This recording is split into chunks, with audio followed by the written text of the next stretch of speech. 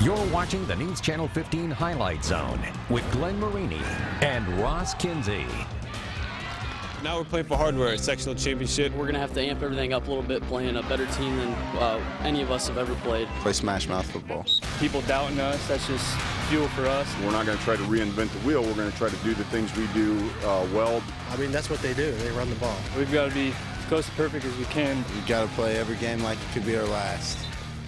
Get out the pledge and dust off the shelves, because from here on out, teams are playing for trophies. Tonight, it's a sectional championship edition of the Highlight Zone. We've got some huge games to get to all across the board. Schneider and Carroll, they have their hands full in 5A. Undefeated Leo and Bishop Dwenger, they clash in 4A. But it's the two-time defending state champs leading things off tonight. It certainly is, and we're starting in 2A, where Bishop Luers has reigned supreme, winning back-to-back state titles. Standing in the way of a third, undefeated Churubusco, hoping to make quite a splash in its first year in that bigger 2A classification. 2A Sectional 27 Championship.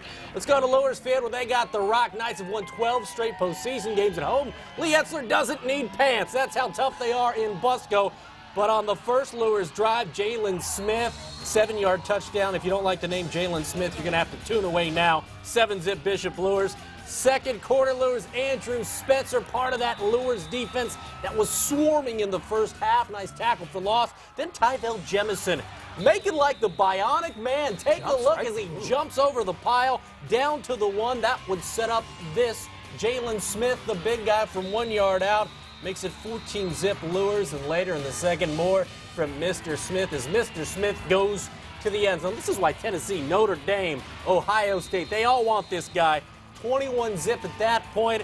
Apparently you didn't need to wear a shirt, but yes, Brian Richardson had himself a game on that Churubusco line. He gets the sack late in the second quarter. Lee Etzler hoping that would provide some momentum in the second half as Busco down 21-zip at the break.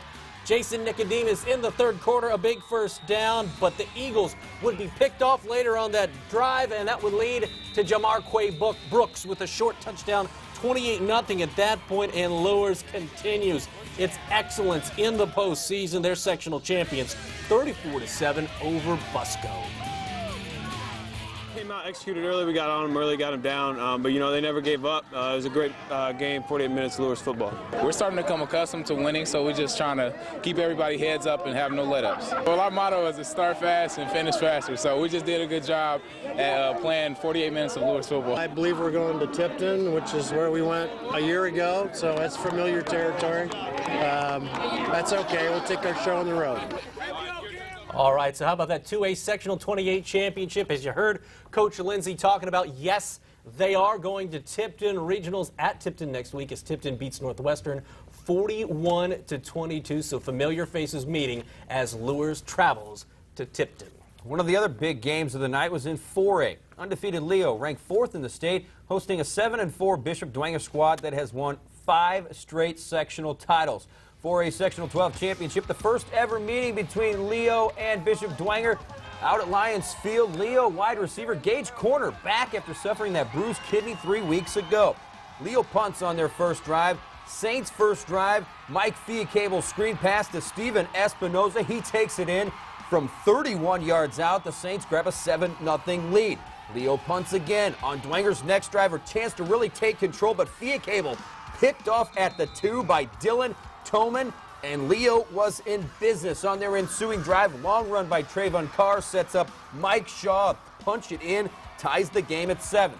Second quarter, Carr, the only touchdown of the quarter. Leo up 14-7 at the half. Of our man Rayfield Davis over from Lalu. What's up, Ray? Checking out the game. In the third, Dwenger comes out of the locker room big. 18-yard touchdown by Espinoza ties the game at 14, but a big answer by Leo. Ryan Lyer, the play-action pass to Taylor Horn as Leo takes a 21-14 lead. On the next possession, Horn with an interception. Then on Leo's possession, Shaw, his second touchdown of the game, puts Leo up 28-14 in the fourth. And Toman's second pick of the game would seal it as the Lions grab the sectional title, 35-14 the final. It's a big win. It's a real big win. I'm speechless right now. I knew we came in as underdogs, but we came out with the win. That's what we wanted to prove today. We wanted to prove that we could hang with the SAC. We had a lot of heart. We played our best. We prepared well, and we just did the rest. We did great. We felt like if we played well, we'd be able to win this ball game, and we did. So, that's just a testament to our guys and the work they put in. They ran the ball great. The play action pass down there was perfect call, and they deserved it. They beat us just about every way you can. As for who the Lions will get in regionals, it's Northwood 26-13 over Concord. Leo travels to Northwood next Friday for the regional championship. That big W always scares me in Northwood. Let's go to 5A now, Sectional 3 championship. Schneider and Kokomo Panthers have eliminated the Wildcats the last 2 seasons by a combined score of 86-21. You know what? They got an early start because on the opening kick, this is Bryson Olden. Coach Tittman told me a couple weeks in practice he's dangerous with the football. Kokomo agrees. 7-zip Schneider just like that. Snyder's next possession, John Nelson, and what a season the senior is having. Takes this 64 yards and makes it 14-7 Schneider with 8 minutes left in the first quarter. Still in the first, how about Mr. John Nelson again? 54 yards. You don't want to know what his night was, Ross? Tell me. 263 yards, 5 touchdowns. This kid just keeps scoring the football. How about more Schneider in the second quarter? Nelson, why not? Another touchdown, and Schneider again for the 3rd year in a row ends Kokomo's season. The final on this one, 52-28. So, Schneider is moving on. Who are they going to get next week? 5A Sectional 4 Championship. Hamilton Southeastern 35.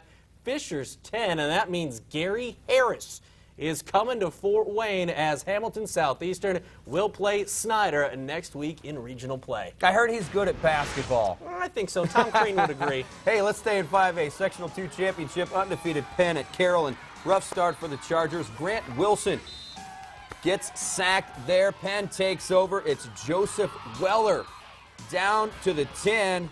Next play sends him right back to the 40. That's okay, though. Chad Gindelberger, the field goal from the 43-zip Kingsman.